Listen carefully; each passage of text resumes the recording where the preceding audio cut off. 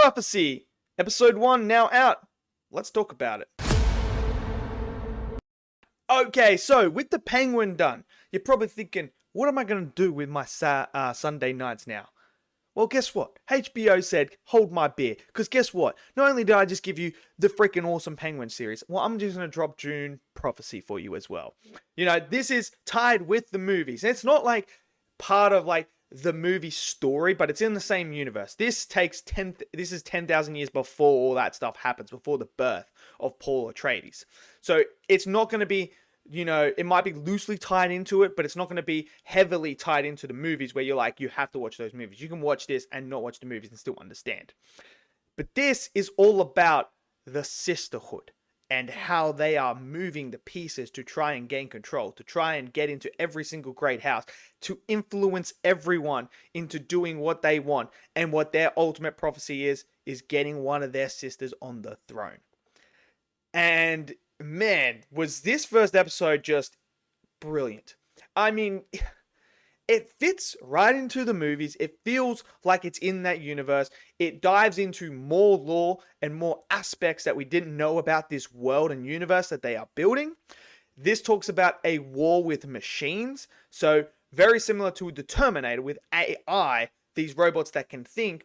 There was a war with them that resulted into like, you know, huge casualties and like this major event that happened in this universe that has now set this everything in motion moving forward now. So you have all that going on. Then we get introduced to a Harkness. So we see her and a Harkonnen. She's a Harkonnen and we get introduced to her and man, she is a menace. So she obviously she left her hometown and that she gets very attached to the leader of the sisterhood. And she becomes this person that sees it as her duty to carry on this work. She feels like she was chosen. You know, she called for her on her deathbed, told her this and that. She told her about the prophecy that she saw. And now this woman is leading it like a dictatorship. She is like, only I can see this, only I can do this, everything runs through me, I'm the one that's going to do this, this is the prophecy, this is what needs to be done, we're doing it my way, or you're out of here. And when she, as a young adult, kills that woman, that was vicious, that was powerful, and I was like, okay, that set the tone for this series. I was like, okay, here we go.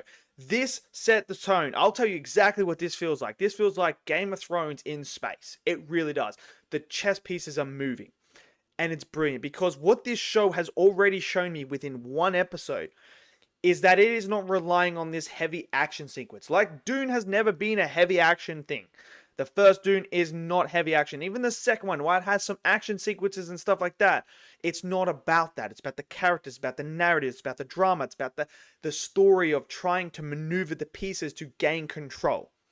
This show showed me that you are able to have two characters in a room, sit them down, and have a conversation that is so brilliantly written, that is so intriguing, that is just so on the edge of your seat, that makes you go, wow. That's what this series does really well already on the first one.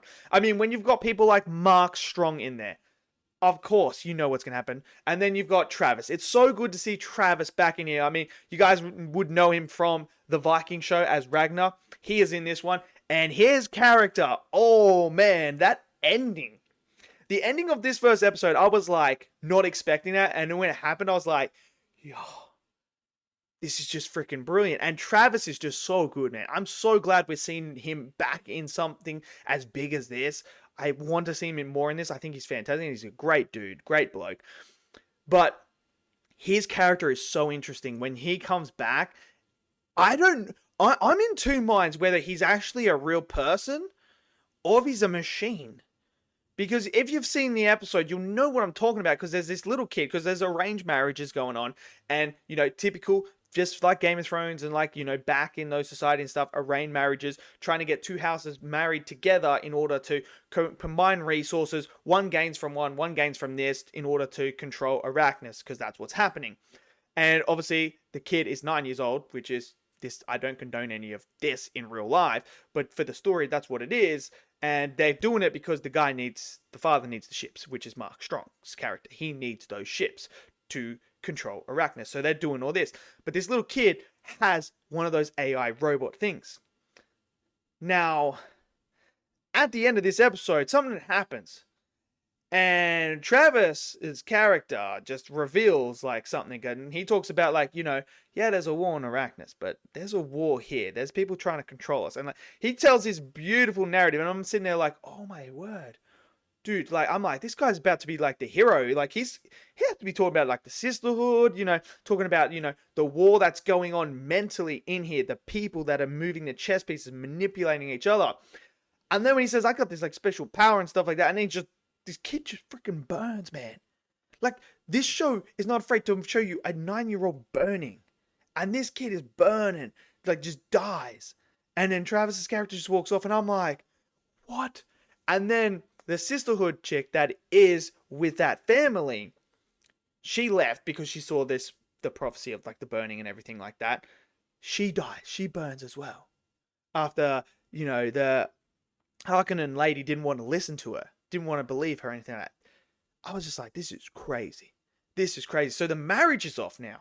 And we also had the princess and the prince go off and, do their thing. And obviously the princess has a thing for the good looking, swords master. So they have a little fondling session there as well in the club, whatever. They do that. But now the wedding's off.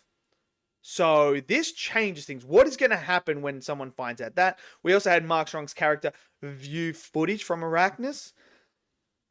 What's going to happen with that? I mean, this show has already opened up and showcased many questions that I want answered that I'm very intrigued for. This just feels really good. And, cinematography-wise, this is gorgeous. This set designs is freaking gorgeous. This feels like Dune. It feels like I'm in, a different world, which is what you want. The characters are great. The acting is superb. The sisterhood lore is very interesting, and how they are trying to manipulate their way to the top and what's going to happen with them. We haven't seen the other great houses yet, but I don't know if we will or not, but that's okay, because right now this story is looking like it's going to be a good one.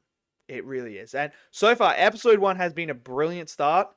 And like I said, man, they're just able to get characters in a room and talk. And it's interesting.